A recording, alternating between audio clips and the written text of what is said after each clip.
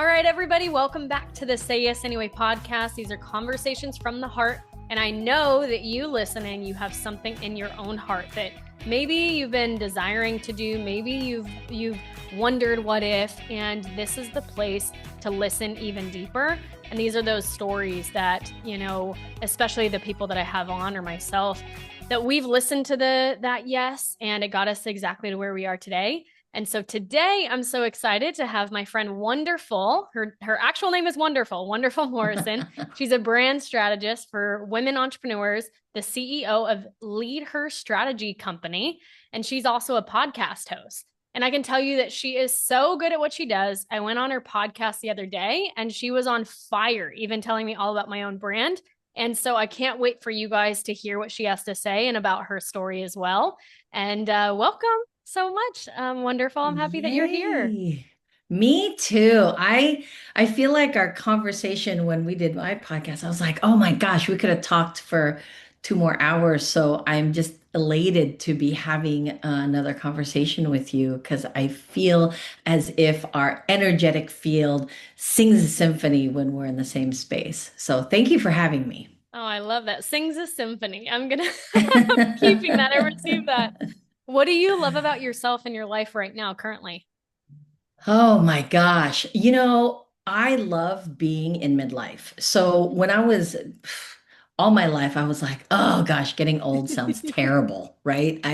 I was raised in the 80s and 90s, and what my model of aging was not fun. Mm, And nobody really talked about it, but so there was a lot of silence, and then what you could see visually, the cues were a lot of chaos because mm, that's when I remember a couple of my friends' parents were divorcing and they'd been together for like years, 20 years or something. And I remember thinking like, who does that? Who invests that much time with people and then just decides it's over? right. And so I I was walking into aging with a lot of fear.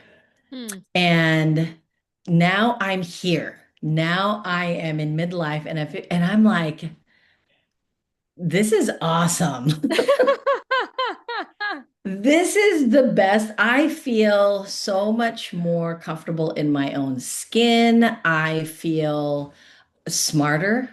Hmm. And I feel like wisdom is just I get what wisdom is versus what I understand it logically. And I'm Hmm. not saying I'm there, but at least I have an understanding of what it actually is. And that aging is a mindset and a choice, not necessarily an actual process that your physical body goes through that is horrific. Hmm. Yes, there is some horrible things that go with it, but not as bad as we assume. Hmm. So when you said that you feel so good in your skin, what's the Mhm. difference then and now? Why do you think that you feel more comfortable in your own skin now than you did before? Well, because I think I spent a lot of my life, and I don't know if this is just me, but other midlifers that I've spoken to, I've spent a lot of my life trying to be something else, Mm, trying to be taller, mm, skinnier, prettier, mm, better, smarter, the whole thing. Like it isn't just one thing. It isn't just the yeah. outside look, but we were bombarded with a lot of media.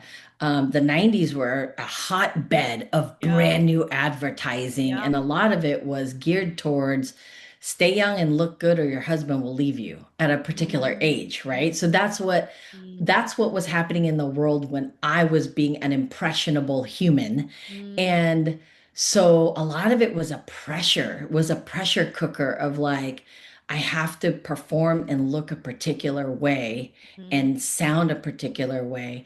And mm. now I just don't give a crap. Yeah. Not to say that I've like don't care. And I mean, I'm still not going outside of the house. I still have my own ways that I exist, but Of it's course. not driven so much by what people think of me. Yeah. It's more about who I am and what I want to be. Yeah. That's so good. I was just thinking, I actually just wrote an email out to my email list today, having the thoughts of um there's all those studies of, those that are at their deathbed, whether that be 60 or 70, 80, 90, 100. And the biggest thing is essentially regret. Like they just wish that they would have Yeah. lived life for themselves and not anybody else. And they Yeah. would have like had the dream. They would have gone after, the relationship. They would have done the things for them, not cared what Yes. their family even, or like loved ones, or strangers, whatever, but caring what other people think, or living for other people, even if it means well, like, oh, I'm going to live for my son, right? Or I'm going to live for my parents, or Right. you think you're doing something right, but then you internally just have this regret.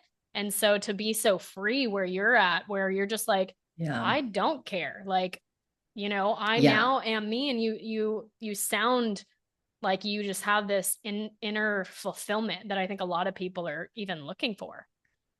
Yes. And but I do want to be really clear. It didn't just happen. It wasn't like I woke No. up at 52 and was like, yeah, this I'm so cool with who I am. I have about 2.5 years ago, I did a deep dive and Mhm. started working with a forgiveness coach. And that's really the I've had the doors opening for me in terms of Mm, self-awareness and mhm, self-development and mhm. the healing process Yeah. from within.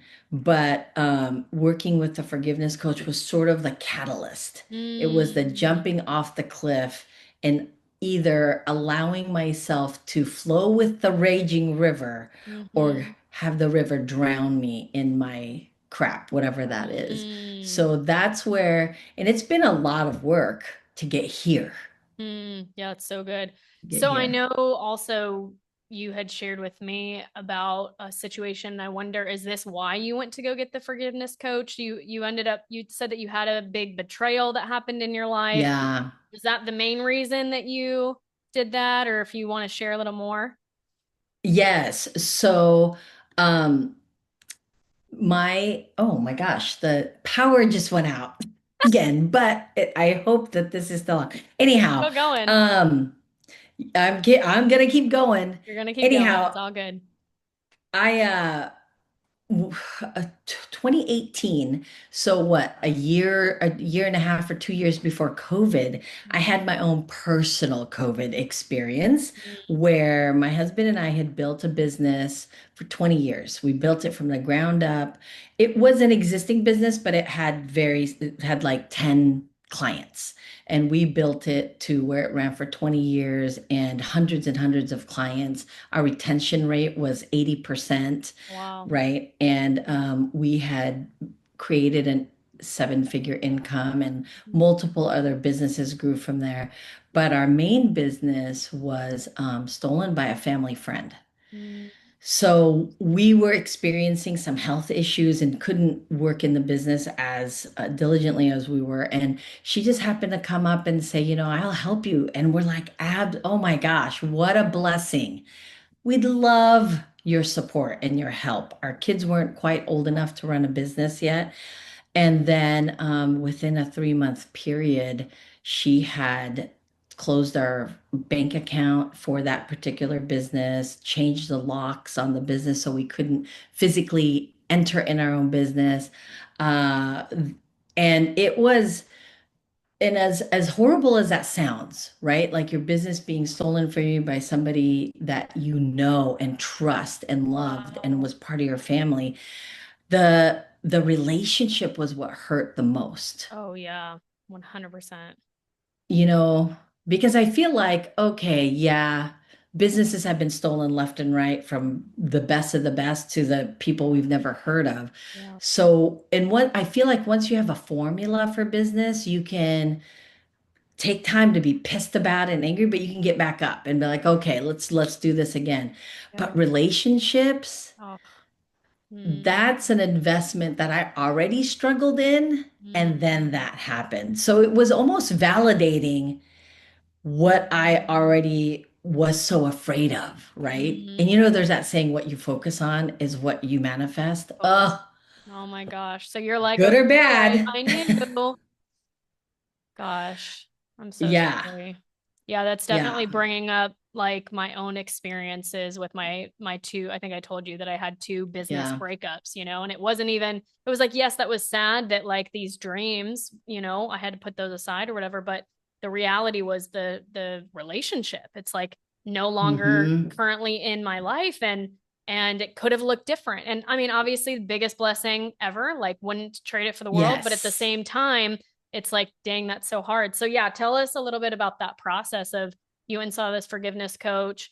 And then, yeah, what was that process of releasing and being where you are today? Because I know that is such a process to do that. Yes. Well, so I was, two things were happening, colliding and collapsing in my life was that was our cash cow of business. Yeah. So immediately we had other businesses, and fortunately we had had really great mentors as we were building the businesses, that we our other businesses weren't as interrupted because they weren't all on the same accounts. Mm, So we had some financial buffer. mm, How, but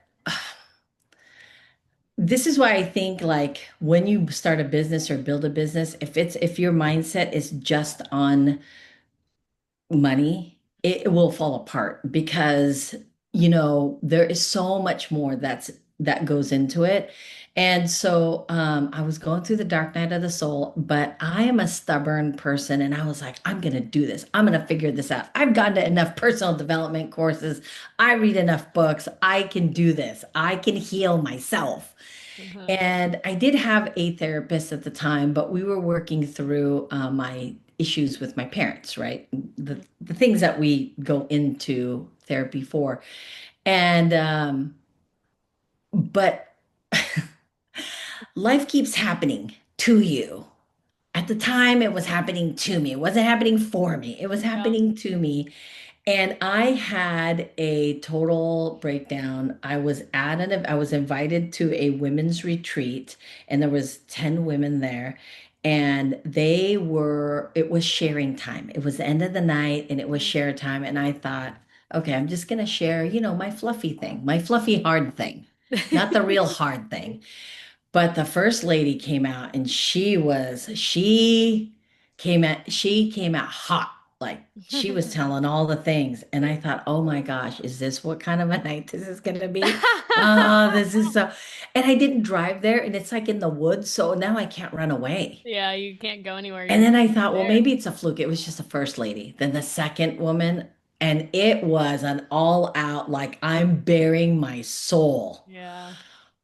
By the third person, I knew I couldn't hide what I was really feeling. So Yeah. when it came to me, I just burst. I just Yeah. burst like a dam, Yeah. and I put all my shame and guilt out there. I put it out in the middle of that circle, and I Mm, thought, if these women spit on it, mhm. I got it. I can Yeah. survive that, and I'll just start walking in the woods in the dark. Who knows where I'll end up? That was my thought. I didn't even think the other side. I didn't even think like, Mm, oh, they'll accept me and they'll love me. Didn't think that. I immediately thought they were gonna, you know, mhm. crucify me. And when I finished telling my story of my pain and my hurt and my shame of like, how did I not know? How could Yeah. I not see it? And the a woman was looking at me, and she said, wonderful. I can't remember what part, where it is in the Bible, but how she said it basically was, whatever was taken away from you, God will replenish tenfold. I just got the chills. That's so good. Yes. And I just wept like a bit, like she said it with such conviction Yeah. and such strength. And I just cried, and I thought, okay, I Mm, give up. I give up. I surrender right now to you, God. And whatever anybody's faith is out there, that is who I am. And I remember at that moment, because I was angry at him up until that moment. yeah. And I said, all right, your will be done, not mine. I Yeah. give up. I surrender to you. Mhm. So when I got home, I decided to fast for 3 days. Mm, So I fasted and I prayed. And what's interesting is I had done yoga because a retreat I went to years and years ago said, we're always asking. ask, chatting it up with God. I want this, I want that. But we never shut up long enough to hear Mm-hmm. what he's asking us to do. Yeah. And that's what yoga was for me, the Yeah. space where I could be quiet and be still and listen to what he is asking of me. Mm-hmm. So that's what happened. That's what I did in my 3 day fast. I surrendered. And then COVID hit, and then the dark night of the soul. And then I found my forgiveness coach in that process, in the weaving, because I didn't know. I didn't know how that was going to look. Yep. I just prayed. That's it. I prayed for 3 days and then it showed up. And Mm. then I just went in willingly. Well, okay, I take that back. I went in with a heart of surrender, but I was kicking and screaming Yeah. Yeah. the entire time. Yeah.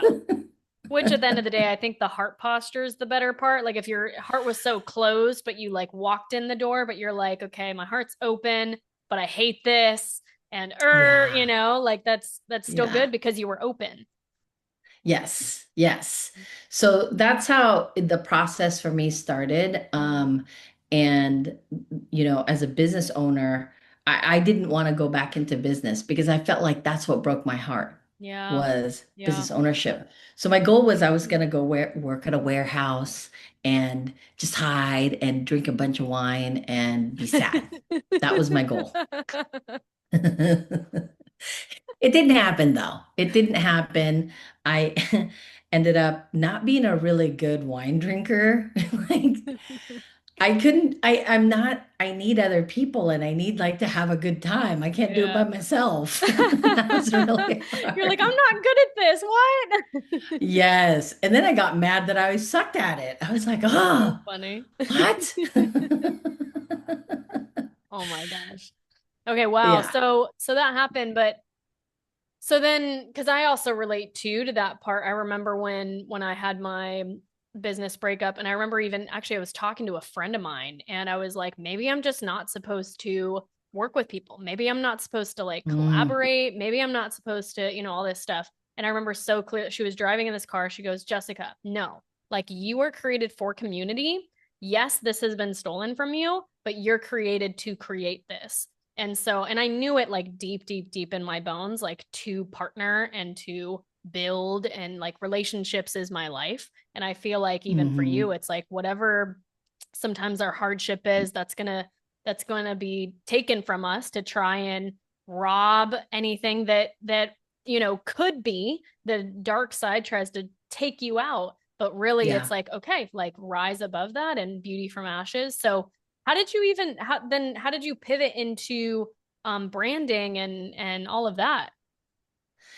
So I've always been a business owner. That's all I've ever been as a profession. And I didn't know what else to do after that heartbreak. Yeah. And because COVID happened at such an opportune time, I Mm-hmm. could take a break. I could take a break and breathe. And like I created a resume, which was so difficult because I was like, what is this? Yeah. And Canva wasn't available yet. Yeah. Okay. It's So crazy what we have at our fingertips these days. I know. So I decided I was going to do that. But when you are asking, the universe will conspire for you, Mm-hmm. right? God's there, Yeah. whether you see him or not. And I just kept getting emails and phone calls from women I had known through my business that were just like, hey, if this was happening in your business, what would you do? And I'd just tell Mm. them. And one day my son was walking by and he goes, is this your new job? And I go, what do you mean? And he goes, like talking to people about their business. And I thought, is it a job? Is it something I could do? I don't know. I didn't know that this was a thing. So I thought, I'm going to look it up. But I knew I wasn't a consultant Yeah. because I didn't want to.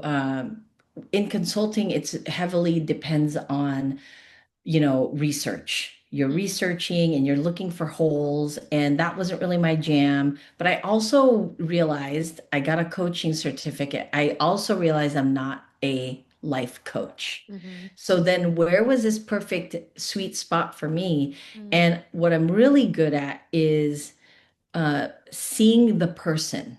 Like I'm Mm, really good at once I hear what it is you're looking for, what you're missing, because I'm so well versed in business, mm-hmm, I can see where the gap is based on who you are as a human being and mm, the business that you have. And so I can fully see the human in the business. But I didn't know mm, what that was called, right? I mm. don't know what that is. So I just thought marketing. Let's Mhm, just put it out there. I can help marketing. But within that, I also didn't um, have a specific like client. I mm, just thought I'd help anybody that has a business, mhm, right? Well, again, divine intervention and divine appointment, healers and coaches kept coming to me. And I mm. thought, well, okay, what is this? What's happening here? Who are these people and what do they do? Right? Because they're not really therapists, but they're also not deeply woo-woo, where it's like you got to find them in the back alleys with a crystal ball. That's Mhm, not the same anymore. mhm, It's this new version of healing that I've never experienced other than my own personal journey. And they're mm, also not personal development, motivational coaches. These are not what this is. mhm, They're a group of women who specify in the heart space, mhm, but there wasn't an actual model out there that I've mhm, seen, right? mhm, I felt like I kept learning about, what Reiki is, what what empowerment coaching is, what confidence coaching is, like all the different avenues that exist in the healing arts. mhm, I really processed and understood and learned. And then I thought, oh, I see the biggest issue here. I know what's missing. And I just started helping women tell their story, like mm, from who they are as a person, mm, why they became the healers and the coaches and the leaders that they are in their business. And how does that fit as a business? Because business itself is its own engine, yeah. right? So once I put that together, I was like, oh, got it.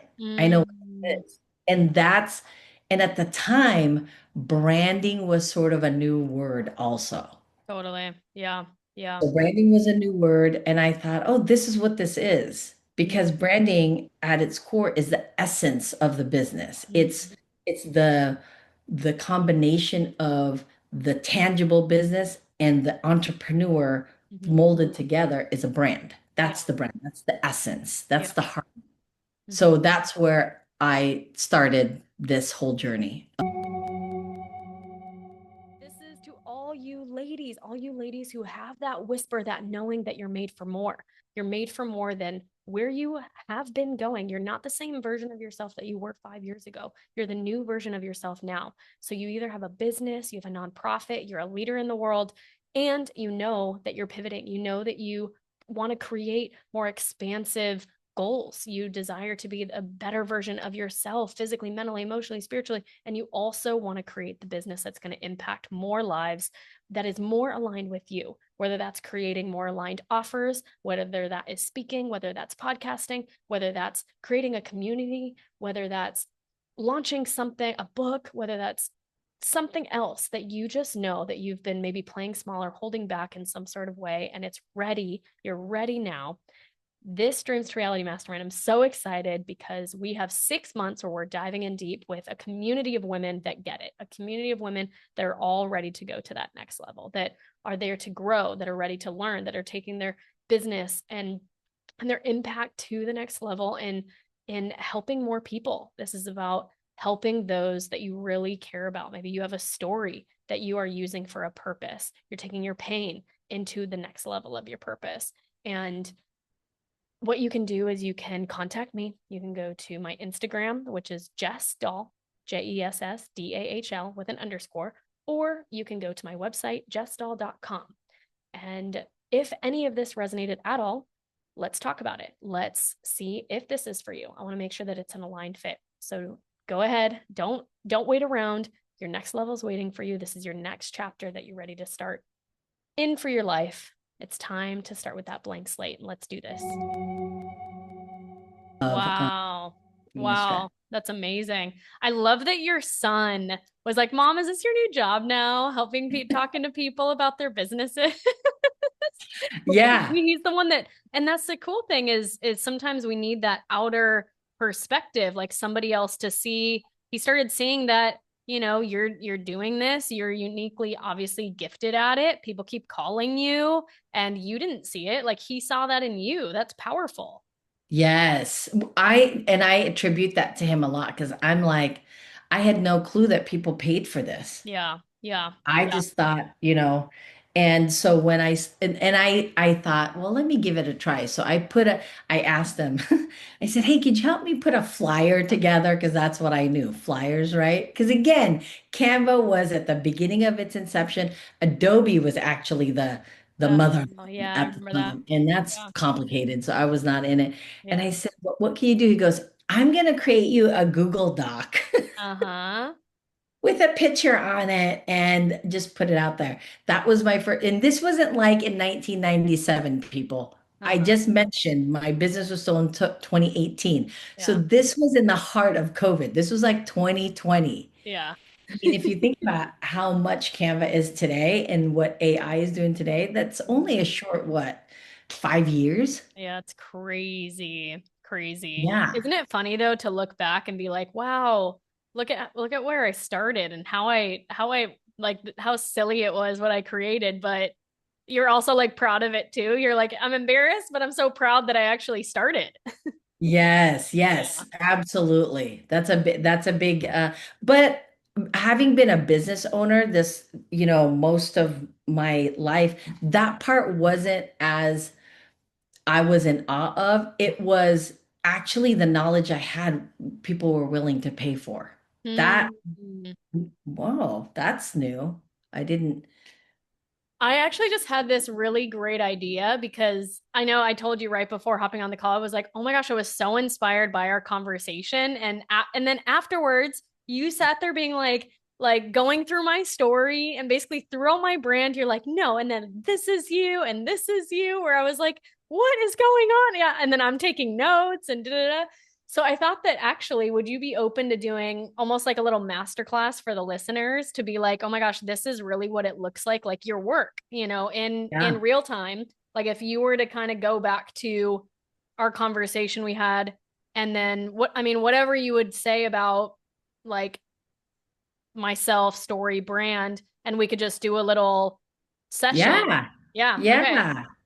That would be great. And I thank you for the opportunity to share that because um, I can do it, in my space, in my personal space. And I've thought about like, I wonder if this is something that could be of value to Mm-hmm. other people in a way that's sort of what you're wanting to do right now, the Mm-hmm. master class.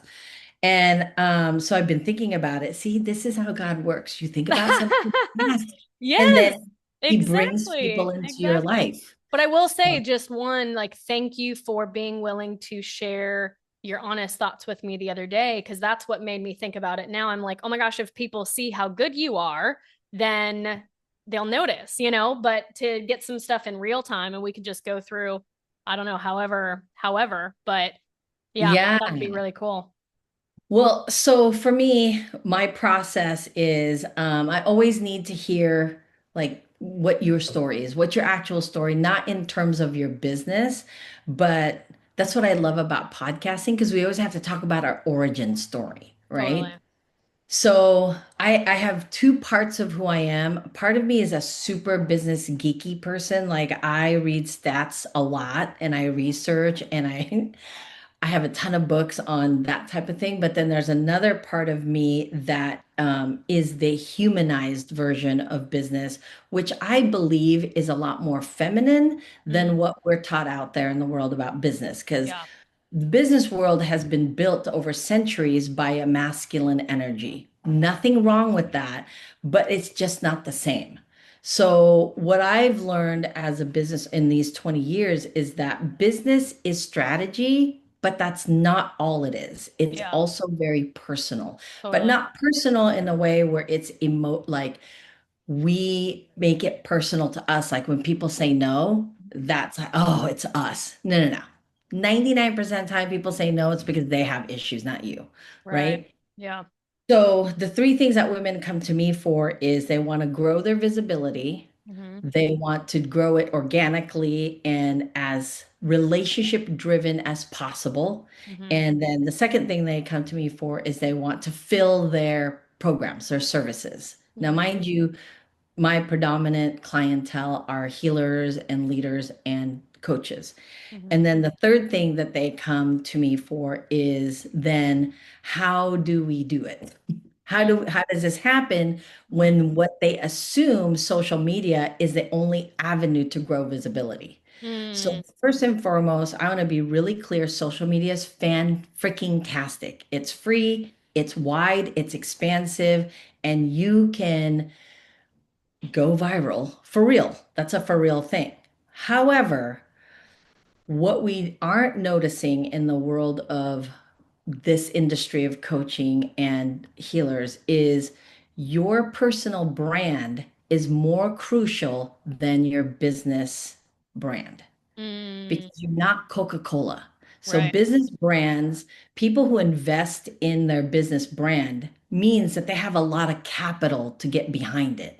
Mm-hmm. So they're putting it across the board in their, collateral, their marketing collateral, whether it's material or online. Like the people that you see that are putting it, you see them all the time online. Mm-hmm. They've got hundreds and thousands of dollars that's backing that. So Mm-hmm. how do small businesses who are really that have this incredible desire to grow their business compete against that? Mm-hmm. Well, you are the asset. You are the number one asset to your business, Mm-hmm. but not in the way you think. So a Mm-hmm. lot of smaller businesses, solopreneurship, women-owned businesses in the healing industry, their mindset is if they can just compete with all the other marketers out there and all the other businesses that have thousands of followership, they can hit the mark. And that's not true. It's really about understanding them. Mm-hmm. So we look at your story. What's your story? What got you to become the coach that you are? Without even telling me what your business name is and what your business is for, just by telling me your story, we have to spend at least 30 first days. The first 30 days of anything is people got to get to know you, right? Mm-hmm. Well, The what no, would you say from when you and I chatted on your podcast the other day? Because I shared a lot. What would yeah, you say from my story? Like if you could, I don't know, tackle that and then be like, yeah, this is the key element of, your your brand. why or yours. Yeah. What would you So one say? of the things that I discovered when we were talking is what is the common denominator across your story, Mm-hmm. right? And you kept saying the word worthy. Like Mm-hmm. this was what you were put on the earth for, that you want people to feel their worth, you want them to recognize their worth, you want them to be aware of their worth, and then you want to take that worth once they've embodied it and put it out into the world to create impact. Now, Yeah. you said that in many different ways throughout your story, but it was the same through line all the time. Like Mm-hmm. from when you moved to LA and your hair, when you were in the beauty business, it Mm-hmm. wasn't because you wanted to be beautified. It was because you were like, man, when women walked away crying because they felt so good about themselves, Mm-hmm. like they walked in feeling like they were worth $5. They walked out with, Mm-hmm. a different, and you said that story over and over, just in different scenarios. And then you get to hear now, and you're like, this is what I do. I Mm-hmm. help women find their worth. And then we take that worth and we create impact. And I was like, that's the story. That's the story that needs to be told from its origin to where you're at today.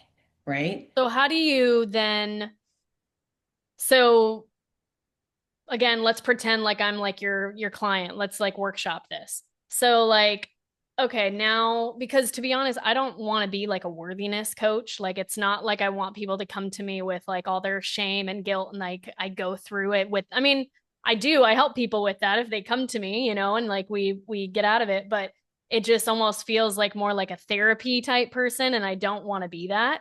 So what would like um Yeah, like I guess in so then what are like the steps for me? Because I am sharing my story a little bit more openly for that purpose so people get to know who I am and like why listen, you know? I don't want to just share, hey, join my program or join my retreat. It's like, no, I've actually lived it or I understand where you Right. are. So I Right. guess yeah, just without like how would you say what's inside and through my story? What does that look like to get out there in your perspective? So one of the things we have to recognize, well, I recognize as a marketer, is that in the marketing world, branding world, is that the brain, the human psyche can only receive so many messages a day. And we live in a very, very busy world. So we are constantly doing this deleting thing. So when we're walking down the street and there's all these things you see, you're deleting what matters, what doesn't matter on a consistent basis. And a lot of that deletion is stems from whether it's supporting the life you have now, supporting the family you've created, right? The things that matter to you, your family, your dog, your Mm-hmm. job, money, things that basic human needs. Mm-hmm. So anything that doesn't support that, you're eliminating every single experience you have, whether it's on a Zoom, television, Netflix, the whole thing, walking down the street to get ice cream, you're deleting. So there's only this small capacity for every human psyche to take in. Mm-hmm. So if they have an issue internally inside, if there's already something brewing there of like, oh gosh, I'm looking for this, they're receptively looking for something that attaches to that. And where we gain the most trust when we're looking for something is how relatable is it to me, based Mm-hmm. on the pain I'm experiencing and Mm-hmm. how I want it to be solved. And when we see that, we're looking for what's the is it going to take more time? Is it going to suck up any more of the energy I already don't have, right? Mm-hmm.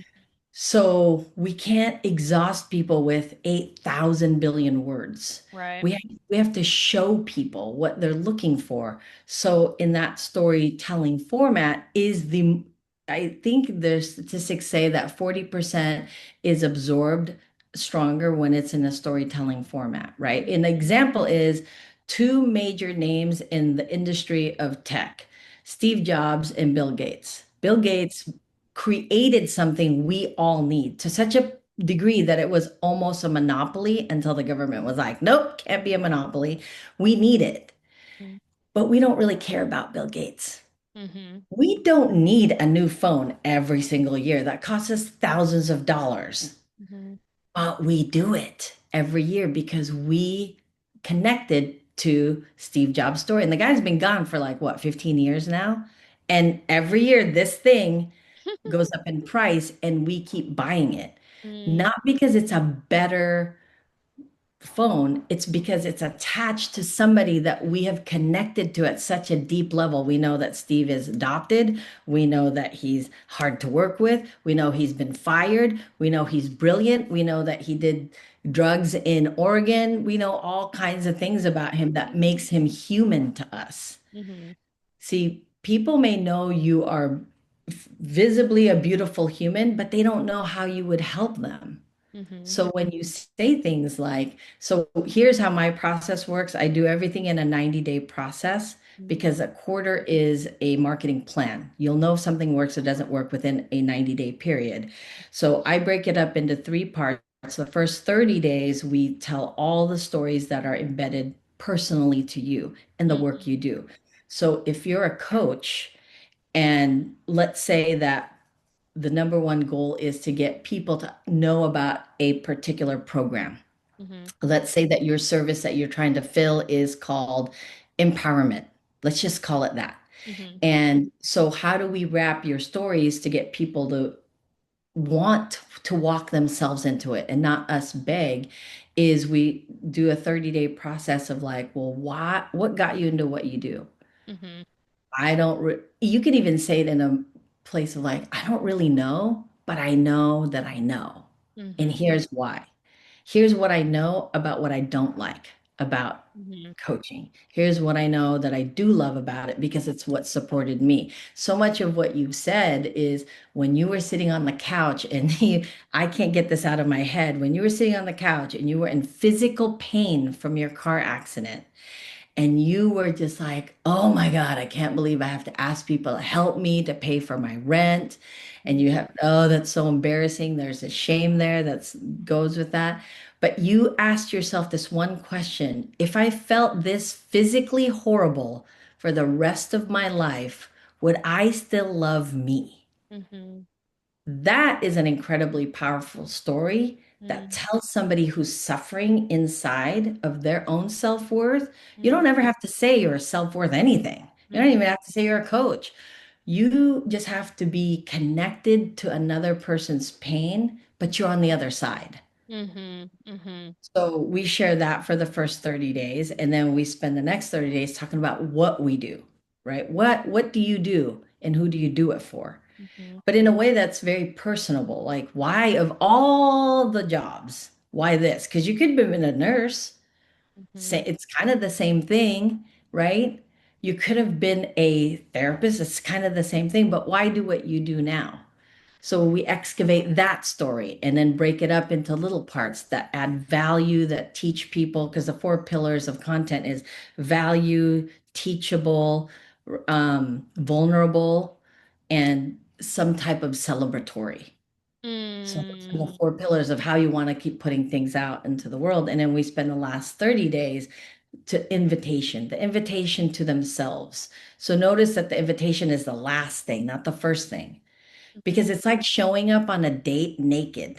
You Mm. don't show up thinking you're going to get something out of it. You show up because you want to get to know a person. And it's Mhm. the same thing as a business owner in marketing is the brand is the essence. It's a 12 feet of energy we emit before we say anything. And Mhm. then marketing is drawing them into the conversation. And then sales is when they are like, yeah, let's do coffee. Let's hang out. Let's spend Mhm. an hour of time together. Mhm. So that is the way the feminine energy works when it comes to selling and marketing. Does it sound and kind of mimic male? Absolutely. They just do it faster because there's less interference for them. Hmm. They know, like, Mhm. we're going to go golfing and you know you're going to get something out of that.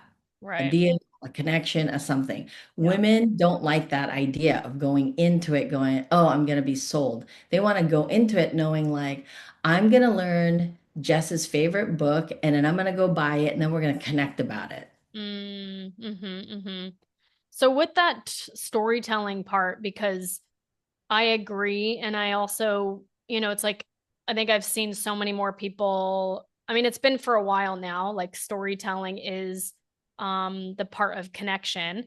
So like how do you feel is the is one of the best ways to share a story? Like for example, I shared either about my car accident or being raped or having my business partnerships. Like do you share that from this place of, hey, this is what I've gone through, this is like the and like in an actual story, like I was sitting on the couch, this is what I was thinking about, then this popped in my mind, then this happened, and then the tears fled, and then da da da da, and then you get to this point of like, and I'm on the other side now, like I would love to help you? Or is it, anyway, I would just love to hear your thoughts on sort of that, the essence of the storytelling. So this is where I feel if you've not gone to like creative writing classes or you didn't, we're not English majors, right? This is where I believe AI and can super support who we are and how we tell the story. Everybody's been telling me, "Oh my God, AI sucks. I can't. I don't want to retell a story." Well, you don't have to, because first of all, it's not human. It's Yeah. not going to humanize. You can't just type in, uh, write a 90-day content strategy about my business, and then thinking it'll know how to do it in a humanized way. Right. Even the chat GPTs out there that say humanize, it still needs you in it, right? Totally. Yeah. So my job is then to take that story that you're telling and we find hooks out there. There's a ton. people. You can Google it, you can Instagram the crap out of people who just offer free hooks all the time. And so I have curated like pages and pages and pages of hook. And then because not everybody's business is the same, so you don't want to use the same hook, right? Like everybody does this whole thing like, oh, get ready with me. Well, I am not a get ready with me kind of person. I Yeah, don't me even know what that means, or I neither. didn't know what that was for a long time. And also, I I honestly grew up, just don't want to watch somebody get ready and hear, I don't know. So, but but there are it's a lot super of people that popular. do. It's very A popular. lot It of people gets a that do. lot of views. It gets a lot of, but we also keep talking about let's be authentic online. Well, you're not if that's the case, right? If you enjoy getting ready with people watching you, absolutely. If you don't do it, Right. right? Do something else that matters. So then my job is then to figure out the hooks that would be the most beneficial for your storyline, for what you're trying to create. And now people will look it up on Instagram and be like, "Oh my gosh, look, this person's giving free hooks," and then you share, you screenshot it and you're, I'm gonna use that for something like something nobody ever told you, but I'm gonna tell you Yeah. that type of thing, Mhm. which is great again. But does it match the story you're trying to tell? You've got to Mm. be, that requires research and time. So I make it easier for you and I do all of that part for you. And then you tell the story from that perspective of whether it's, you know, I'm going to share something with you I've never shared with anybody else. That hook does not land for everyone, but Mhm. it will for some, Mhm. right? So if it is something that you like rape, like there's something about that particular story that maybe you've never shared, but you want to share. So you start there, right? You start that because there's a new research out right now that forever in advertising, they said that it takes 7 times for people to get to know you and Mhm. then to get familiar with you and to even recognize that you exist in the world. Mhm. That was a time when there was only like 1 billion people. And Mhm. now we're at 8 billion people in the world, and we really are in a noisy world when it Yeah. comes to communication and how we can find resources. So, the current research that they've found is in order for you to be remembered, is called the 7-11-4. So people need 7 hours worth of value content that they can just watch and relate to and get to know you.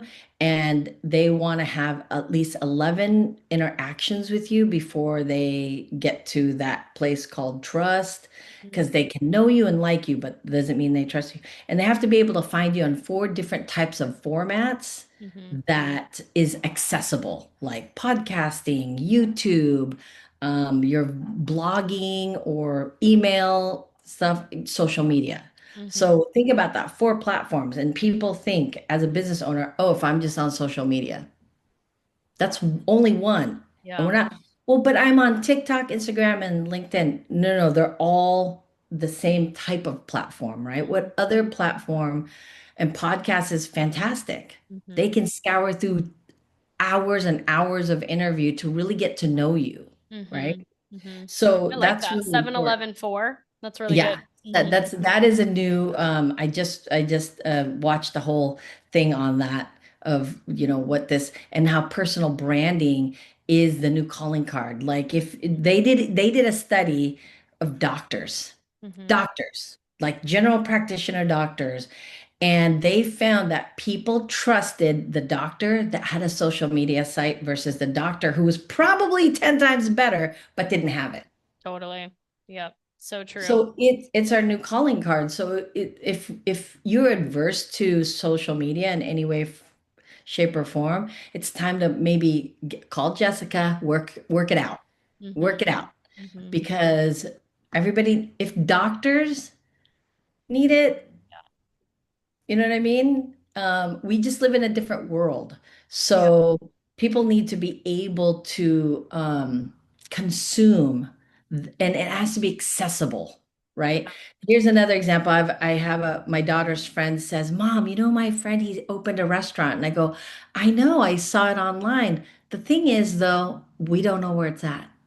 He doesn't put an address, he doesn't put a link. He just keeps saying every day for the past 7 days, oh my gosh, I haven't.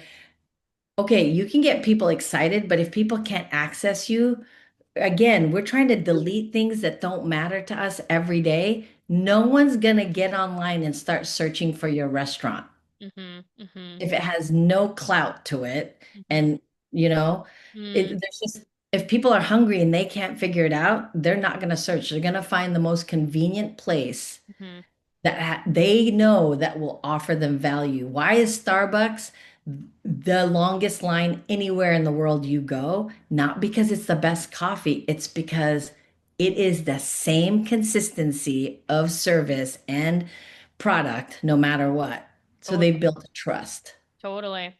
Well, Yeah. what would you say? Because I have this thought a lot where I'm like, okay, I know I'm obviously different and I don't want to sound like everybody else. There's a billion coaches out there. I know I'm not like everybody else, but how do I stand out without feeling like I have to like hop on all the trends or shout louder or Yeah. whatever? So like what would you say to that? Yeah. And that is exactly why we have to excavate your story Mm-hmm. because your story is what really, like, for instance, I don't think anybody could remember what Steve Jobs looked like before he started wearing the black turtleneck. Because when he used to do those conferences, he always wore suits. It's like no one can remember what that Steve Jobs looked like. No one can barely remember what Steve Jobs looked like with hair. But what you always remember is that he's adopted. What Mm, you always remember is he started his business in a garage at his parents' house with his buddy Wozniak that lived down the street, right? mhm, What you always remember is that he didn't finish college. mhm, So you remember things that are important and what our brains have the capacity to hold mhm. stories. Yeah, yeah. Do you 100%. do you recommend sharing the same story over and over and over again, or getting pieces of your story all the time and like here, pop this story, pop that story, and just change them up all the time? So another thing that we, psychology and business kind of is fits together, especially in marketing. And the thing is, the human brain is repetitive. It's the mother of all learning. Mhm, Like if you were to ask Celine Dion how often she sang that silly song from Titanic, she'd probably tell you 800 billion times. And she was a resident in Las Vegas. mhm, And if she got on that stage, she was a resident for years in Vegas. So that meant she sang every night for like 4 nights in a row to thousands of people for years, right? If she missed one night where she did not sing that song from Titanic, the crowd would have left less excited mm, because that's what we attach to her, right? We're mhm, repetitive human. We like consistency. We're what did it say? Like you've been in the fitness world, it takes 20 days for your body to think something's a habit. So yeah, I mean, yeah. repetitiveness is crucial to our marketing. Mhm, That's why you have to really excavate that origin story to be told the way that is meaningful, so that every time you tell it, it still holds meaning mhm. because we're connecting to people. Now, would you do it Monday, Tuesday, Wednesday, Thursday, Friday, Saturday, Sunday, Monday? No. But would you repeatedly do it every 30 days? So every 90 days, we go back to the origin story, right? So Mm, first 30 days is all about sharing you. Next 30 days is about sharing what you do. The last 30 days is an invitation into your world. And then we go back, start the same 90 days again. First 30 days, it's about you again, mhm, right? mhm, Until it becomes so synonymous to where people think, oh, she helps women do this. That's what I mm, remember. mhm, That's what I know to be true because I mhm, know her story. Her mhm, story is she got in a car mhm. accident, right? Yeah. This is What do you, well, okay. So, for example, when we did the podcast with you, and I was sharing so many stories, right? And they had the same theme of that worthiness and impact. And for me, for example, like my rape story, for example, it's not like I want to be known as that's what happened to me and I help women Yeah, that go through that same thing, right? right. And I mean, same thing as the car accident. It's not like I want to be known that I got through this car accident and I help people through car accidents, but I'm also like, or maybe my health issue when I was super young. But at the same time, it's like, so what is the story that because they're all absolutely super important and then shift my whole life or the business partnerships, separations, or whatever. And they teach something totally different that now I help people with because of all Yeah. this experience. But what would you say? And obviously, you know, we're on a podcast episode. It's not like we're getting into the nitty gritty of all of it. But you know, for me, that's like, okay, I have all these stories that have the same sort of theme. Um, but like, what do I dive into to share even more so that way people see the repetition of the story? So let's use your car accident as an example, because the other thing that I think we don't recognize is we're assuming we're telling the story because we want people to like us. Mm, We're telling the story because it's impactful to their pain and the relatability. mm-hmm, So if we switched and shift it from that perspective, right? We're multidimensional humans. mm-hmm, Our species, we're not just one thing. You're not just Jessica. You're Jess, Jay, Jessica. Your mother probably sometimes says your whole name when mm-hmm, she's upset, right? That's her.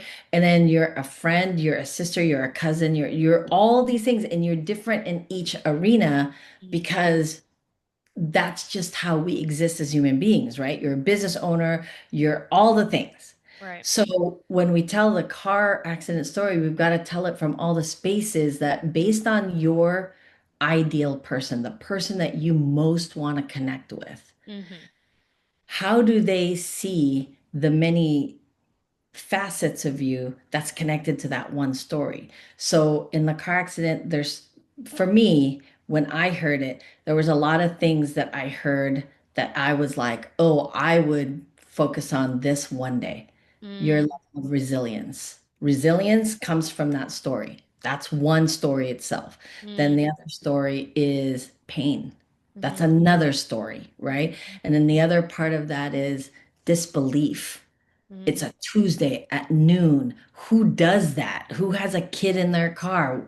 Right? mm, So there's that story. I mean, it doesn't always have to be the same story, but it comes from the same story. Because mm, how often do you hear people say, oh my gosh, I've been going to therapy, I've been seeing my life coach for years, and we've always talked about just one thing, my mom, my daddy issues. Because we're repetitive people, we're trying to get out of it and we're trying to relate, we're trying to find things that is on our vibrational frequency. mm-hmm, And the thing with the responsibility of coaches, healers, and leaders is the reason why they're two steps, three steps ahead of the people who are suffering is because the people who are suffering for that very, the first instances you start working together, they need to borrow that mm, thing that they want that you possess. They mm-hmm, need to borrow it until they can figure it out for themselves. mm-hmm, And so you have to show up in that, right? So there's I can't remember if it was Maya Angelou that said it, but she was like, don't speak from your wound, speak from your scar. mm, yeah, If you can't tell the story from the scar, yep, you're telling the story from the wound, that's not effective. totally. That's an effective story. Mm-hmm, That's why you need somebody else to hear it because they'll be able to say, yeah, that sounds very victim-y, right? So mm, yeah, you're, and I'm not saying that you can't be, but it's not as effective totally. as when you're speaking from the scar of it. So when you're looking at that one storyline, there's so many other ways. Like Mm-hmm, you said something earlier too. You said, these relationships where you had to divorce and break up with your business partners. But then you're like, but wow, what a gift that was actually. mm-hmm, What a gift, right? mm-hmm, So. there's the story of the betrayal, there's a story of the gift, there's a story of like who you've become because of it. There's a story of like, wow, I did not, recognize just because the other, there's so many assumptions that people have about worth. There's so many assumptions people have about business partnership. That's part of the storyline is to sort of challenge those assumptions. Mm, Those are the most effective stories that we hear is when assumptions are challenged.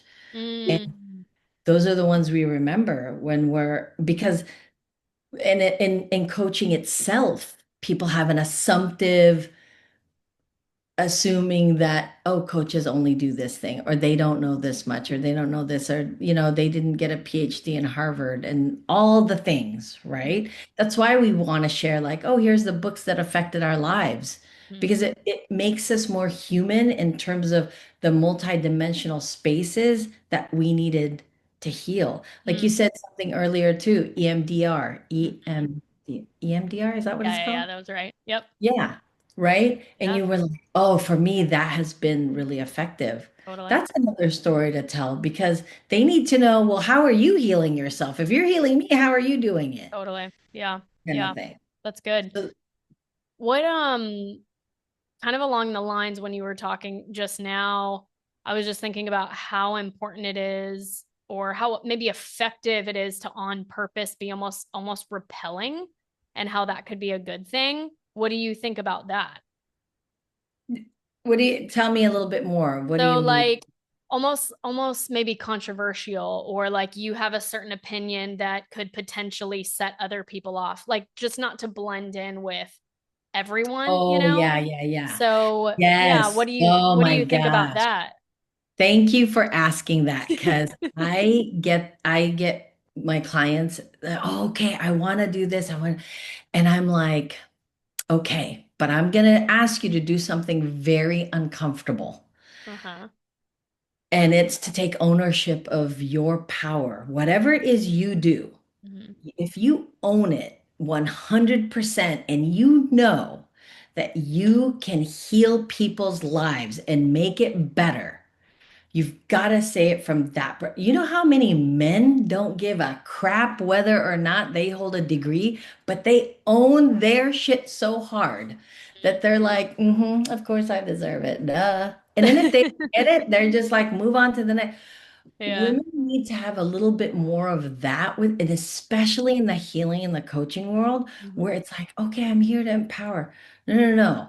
Trust when I am creating people's branding and their marketing, okay, they'll say, "So should I ask them if you'd like to come try out my friend?" No, no, no, no.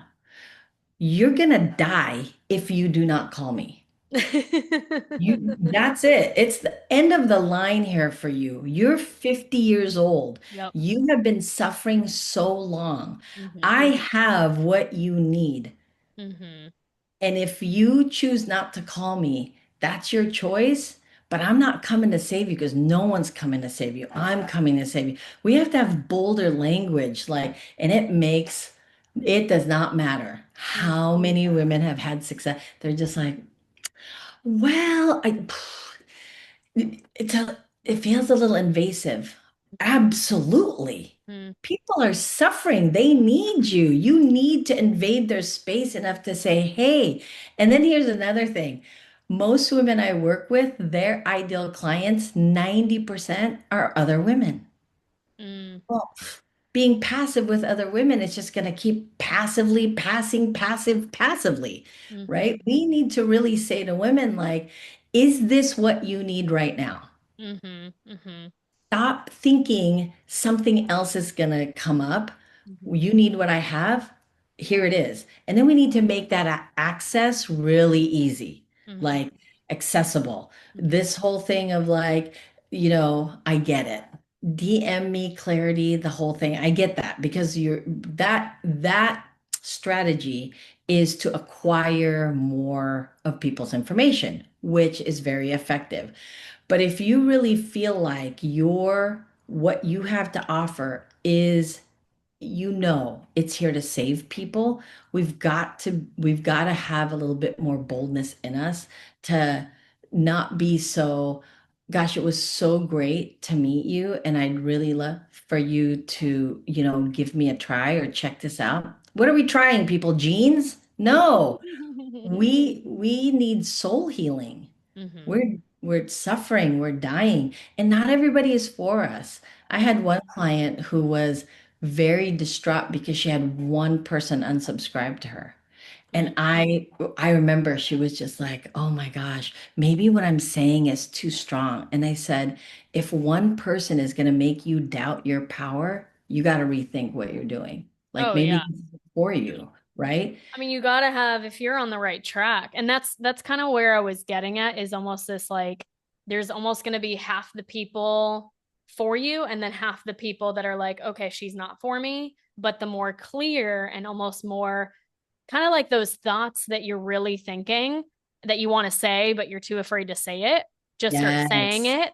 So I've even Yeah. been thinking about that too. Like what is it that I feel like I want to say or share in my story that I've just been either holding back about or unsure about or whatever.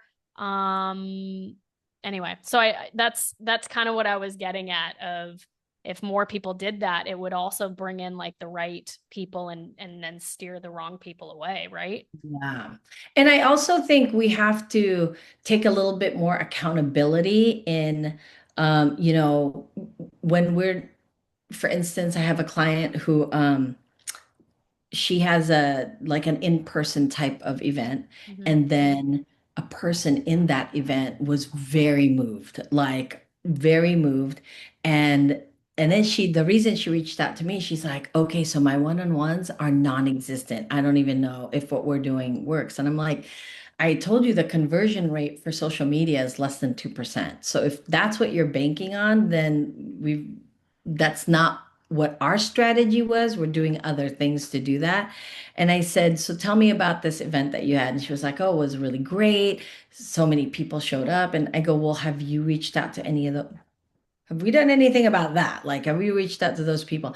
And she's like, "Well, yeah, I sent them, like, it was great to have you. It was great." I was like, mm-mm. Somebody I knew went, and three people had like huge epiphanies. Like Mm-hmm. it was, wow. You've gotta capture that moment of people when they are feeling, when you've created a container where they Mm-hmm. feel safe enough to express courageously. Mm-hmm. You've got to capture that moment and be like, "I saw that. I know that. Mm-hmm. You and I need each other." Yeah, End of story. totally. Don't fluff it. Don't be like, "Hey, check it out. See if you like it." That's like for everyday marketing. But Mm-hmm. when people are moved in your space, you've got to capture that moment and bring them along. Yeah. Like if you've ever been to a Tony Robbins experience or Grant Cardone experience or any experiences like that, even a concert, Mm-hmm. it's so directive you don't even know it. Like, Mm-hmm. what in the world is Taylor Swift making a buttload of money on? And half of it is merchandise, right? Mm-hmm. It's very directive because that's it. You're never getting it anywhere else. It's only at that concert. You're getting it in that moment. If you decide you're going to leave that concert that you paid $500 for and not buy the $100 t-shirt, you might regret that you didn't spend $100 on that t-shirt because you're not going to find it anywhere else. It's the same thing we have to do in terms of when we're putting out things, especially free things, Mm-hmm. we're giving something of incredible value, Mm-hmm. right? People are not going to get that anywhere else. You're not going to do it live again. That's a lot of expensed energy from the person who Mm-hmm. is deciding that I'm going to give into the world. Mm-hmm. Five people show up. You've got to assume that three of those is somebody you can close because you just put your energy out there. Mm-hmm. But if you never respond to them and say, "Hey, thanks so much for coming," no, you've got to get in there and be like, "We should get on a call." For sure. It's really important. Yeah, what would you, with that in mind, what would you tell people about, because I know, and I hear this all the time about, I don't want to be so salesy. I don't want to sound, like I'm coming off a certain way. I don't want them to be repelled. So what do you, obviously you shared like be bold and be like, you need me, I need you. And at the same time, like, how do you go about that in a way that, you know, because everything we're doing is sales, right? No, like Yeah, us being and 100%. presenting and all of it. But yeah, what would you tell somebody that is just kind of like, I don't like almost like too afraid, doesn't really, know what to do, and is that's what's holding them back? And that's where I really believe that ownership piece, when you know what you have to offer, Mm-hmm. you know it with no doubt in your mind, those thoughts don't come in. Those thoughts rarely come in. If you've ever met a CEO of a giant company, they have a different aura to them. They have a different energy to them. I had a friend that told me one time she went to see the Dalai Lama at Mm-hmm. a college, and there was 5,000 people there. And it was loud. She's like, the minute that the Dalai Lama walked in, his presence, his energy was so powerful. The whole place just got quiet. Mm-hmm. So if you've been in spaces where people take full ownership of who they are, Mm-hmm. there's never sales anything. You Yeah. never sell anything. Coca-Cola is never selling anything to you. You're buying it all the time Mm-hmm. because they aren't there. They don't put themselves out there worried that you're not going to buy. They're putting themselves out there knowing that you need what they have. Mm-hmm. Yeah. And So so I really it's like an internal, you have to deal with all the internal work that you are worthy, coming back to the worthiness thing, that you are worthy of what you have to offer is yeah, life-changing and impactful. Like that's that's the first step really that you have to believe in. right. Yeah. That's Yeah. why I always think I am not the first person. If you're a woman that is just starting to build a business. So well, not theoretically, but the system is usually it takes about 2.5, 3 years to build out your business because your first couple of years is your development stage. It's not really a lot of that is mindset work. You've Mm-hmm. got to really get in tune with yourself, a lot of self-awareness, a lot. This is where coaches really, that's what I would invest in. Screw investing in a marketing company, social media manager. Stop that.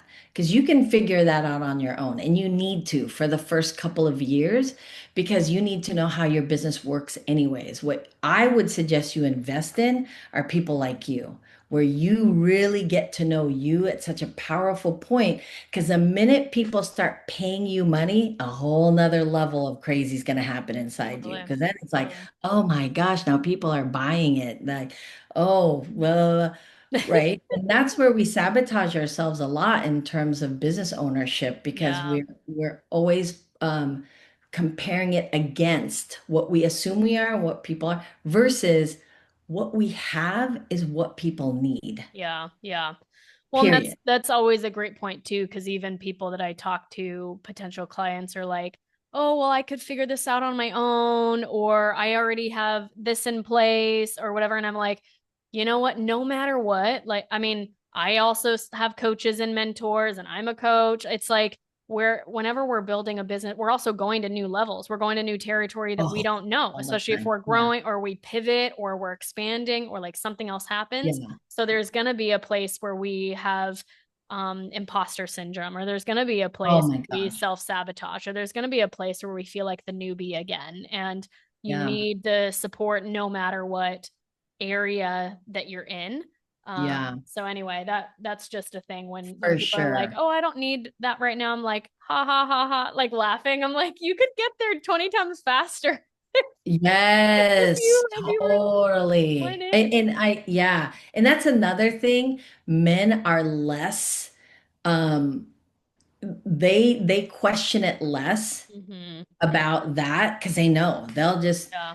I mean, yep, you're right. I'm gonna invest in that. I'm gonna go pay $10,000. This was back in the day. I'm gonna go pay $10,000 to go see Tony Robbins and walk on coals. Right. Yeah, I mean, exactly. the assumption is that's a lot of money to invest on a weekend trip to Hawaii to just be yelled at consistently, right? Because Hmm. Tony Robbins is a yeller guy to walk on coals.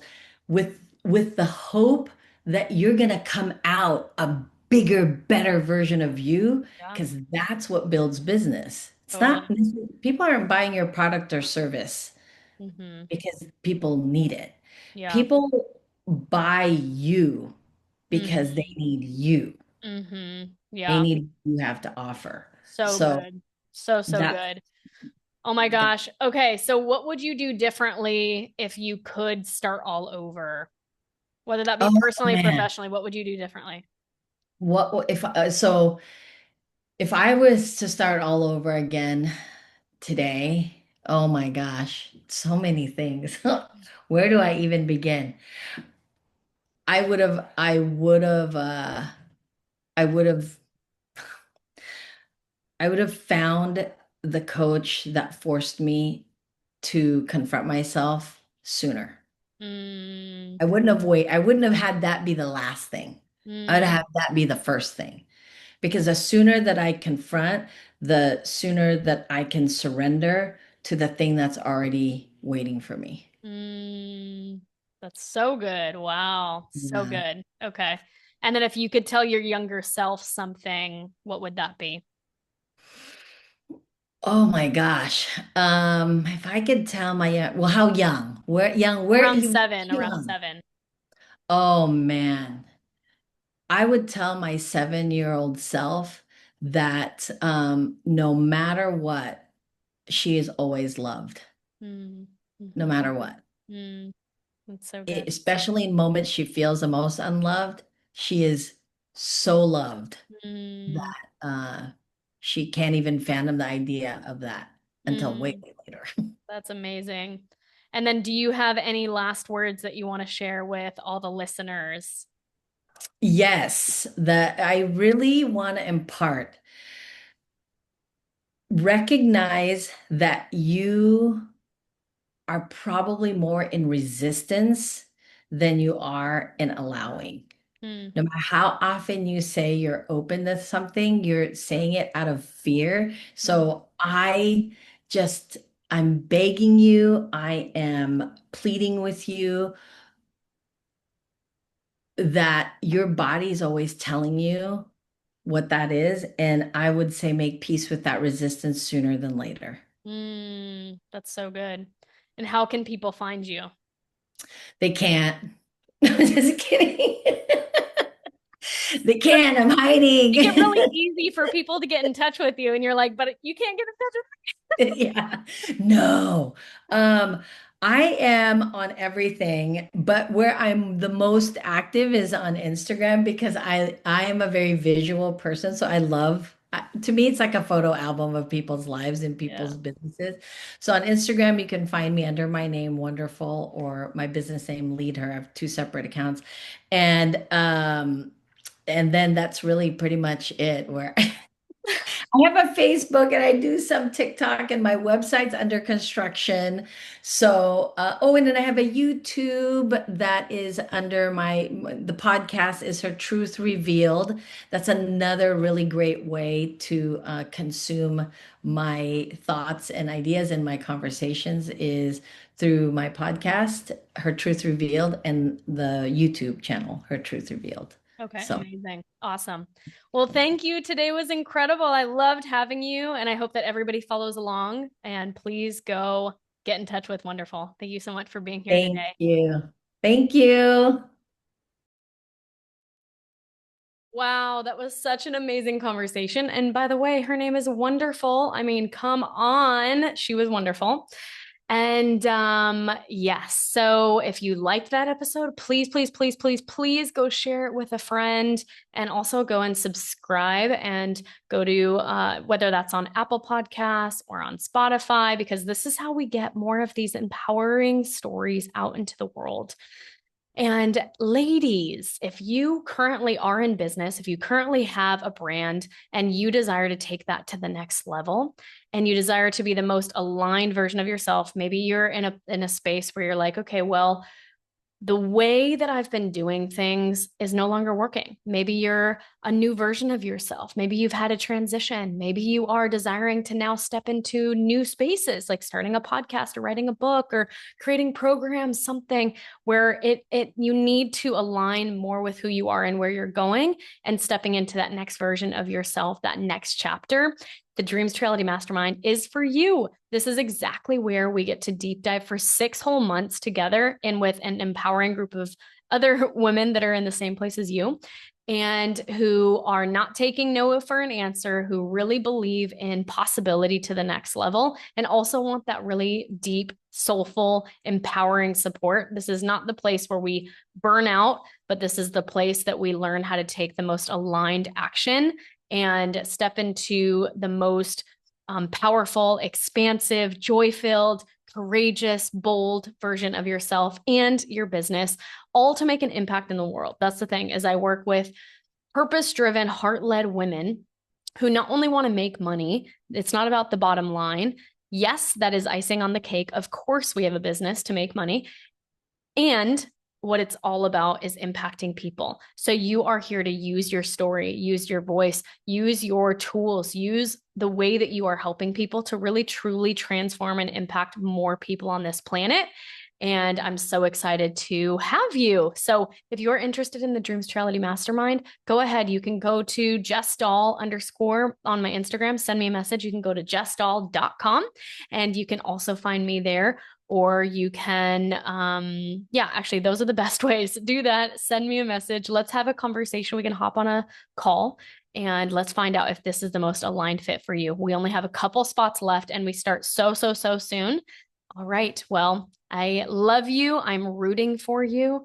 And if you forget that you are so deeply loved and so incredibly worthy, then I'm your girl. All right. I will see you on the next episode.